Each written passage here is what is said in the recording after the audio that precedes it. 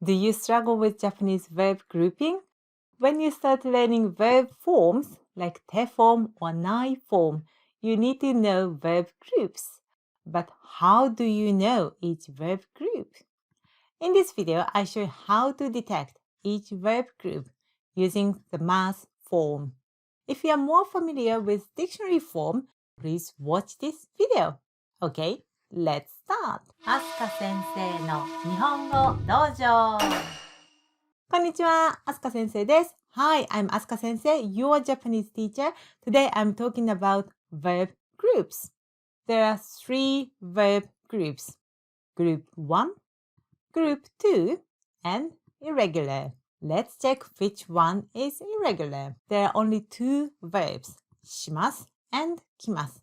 します means do, and 来ます means come. There are some compound verbs such as 勉強します study, and 持ってきます bring.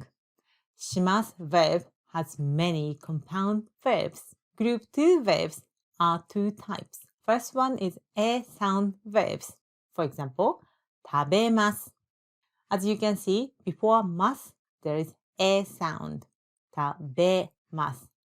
All a sound verbs are in group 2. And another one is e sound verbs, such as 見ます. As you can see, before ます, there is e sound. み. E-sound verbs are tricky because group 1 verbs also has E sound. E-sound verbs in group 2 are not so many, so just memorize them, and the rest of E-sound verbs are in group 1. Group 1 verbs are the E-sound verbs before ます. For example, 買います. So as you can see, before ます, there is E sound. This verb means buy. Some verbs are tricky. For example, 貸します.